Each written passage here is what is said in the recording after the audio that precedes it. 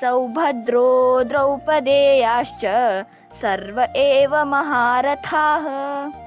अस्माकं तु विशिष्टाये तान्निबोधद्विजोत्तम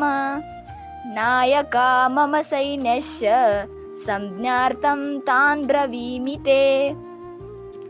भवान् भीष्मस्य कर्णस्य कृपस्य समितिञ्जयः अश्वत्थामा विकर्णस्य सौमदत्तिस्तथैव च अन्ये च बहवः शूरा मदर्थे त्यक्तजीविताः नानाशस्त्रप्रहरणाः सर्वे युद्धविशारदाः अपर्याप्तं तदस्माकं बलं भीष्माभिरक्षितं पर्याप्तं त्विदमेतेषां बलं भीमाभिरक्षितम् अयनेषु च सर्वेषु यथा भागमवस्थिताः भीष्ममेवाभिरक्षन्तु भवन्तः सर्व एव हि तस्य संजनयन् हर्षं कुरुरुद्धः पितामहः सिंहनादं विनद्योच्छै शङ्खं दद्मः प्रतापवान् ततः शङ्काश्च भैरश्च पणवानकगोमुखाः सहशैवाभ्यहन्यन्त सशब्दस्तु मूलोऽभवत् ततः श्वेतैर्हयैरुक्ते महती सञ्जने स्थितौ माधवः पाण्डवाश्चैव दिव्यौ शङ्खौ प्रदद्मतुः पाञ्चजन्यं ऋषिकेशो देवदत्तं धनञ्जयः पौण्ड्रं दद्मौ महाशङ्खं भीमकर्मा वृकोदरः अनन्तविजयं राजा कुन्तीपुत्रो युधिष्ठिरः नकुलः सहदेवश्च सघोषमणिपुष्पकौ काशश्च परमेश्वासः श्रीखण्डी च महारथः दृष्टद्युम्नो विराटश्च सात्यकिश्चापराजितः द्रुपदो द्रौपदेयाश्च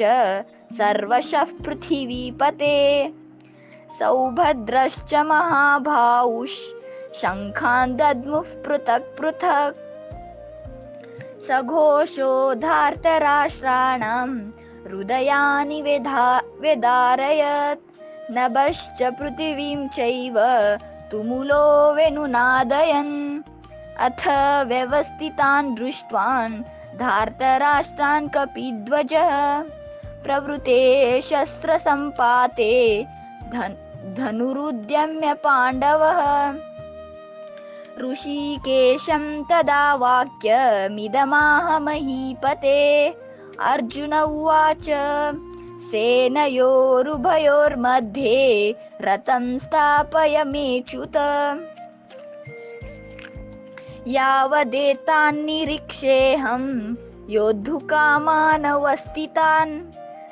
कैर्मया सह योद्धव्यमस्मिन् रणसमुद्यमे योत्स्यमानानवेक्षेऽहं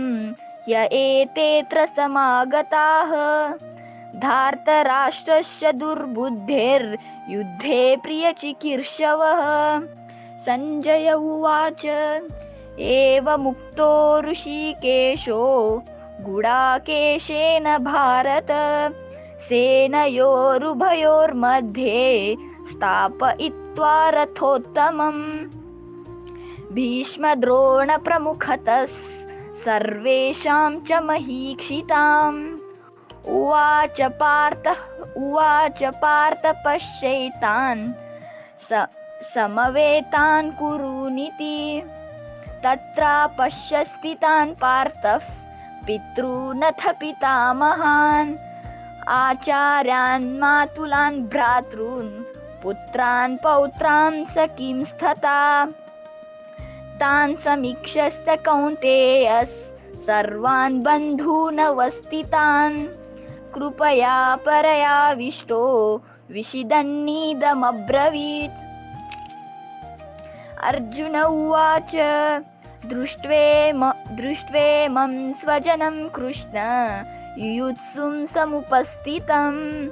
सीदन्ति मम गात्राणि मुखं च परिशुष्यति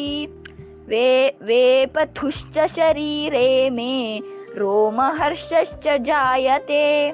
गाण्डीवं संसते हस्त्वात् त्वक्चैव परिदह्यते न च शक्नोम्यवस्थातुं भ्रमतीव च मे मनः निमित्तानि च पश्यामि विपरीतानि केशव न च श्रेयोनुपश्यामि हत्वा स्वजनमाहवे न काङ्क्षे विजयं कृष्ण न च राज्यं सुखानि च किं नो राजेन गोविन्द किं भोगैर्जीवितेन वा येषामर्थे काङ्क्षितं नो राज्यं भोगाः सुखानि च तैमेव स्थिता युद्धे प्राणां त्यक्त्वा धनानि च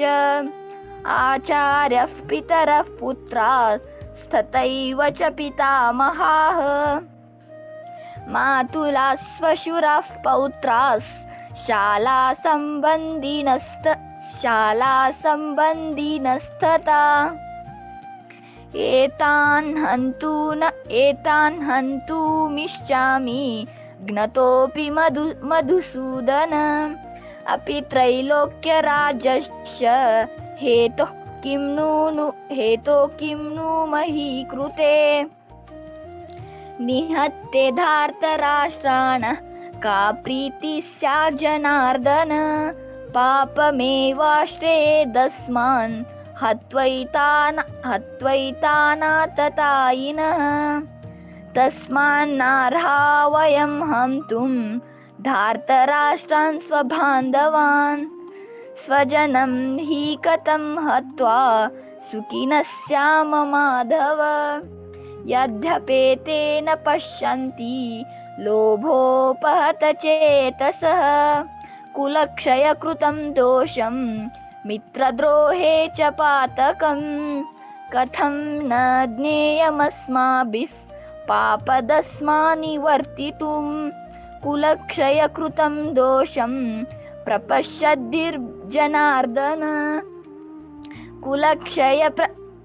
कुलक्षये प्रणश्यन्ति कुलधर्मः सनातनाः धर्मे नष्टे कुलं कृत्स्न मधर्मोऽभिभवत्युत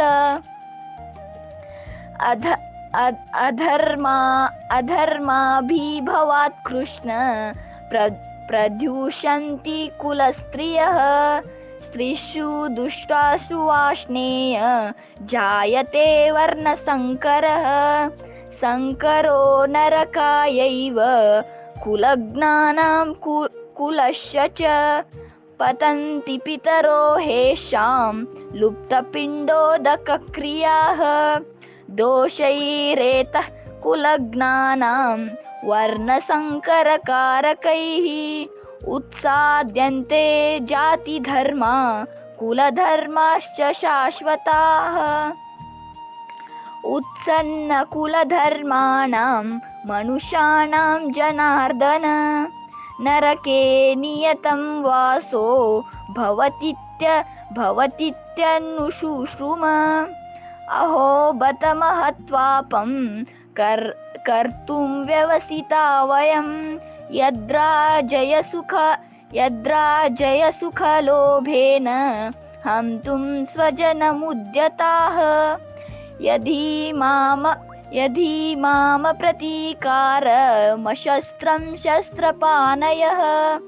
धार्तराष्ट्रारणे हन्युस्तन्मे क्षेमतरं भवेत् संजय उवाच एवमुक्त्वार्जुनः सङ्ख्ये रथोपशस्त उपाविशत् विसृज सशरं चापं शोकसंविघ्नमानसः ॐ तत्सदिति श्रीमद्भगवद्गीतासु उपनिषत्सु ब्रह्मविद्यायां योगशास्त्रेण श्रीकृष्णार्जुनसंवादे अर्जुनविषादयोगो नाम प्रथमोऽध्यायः।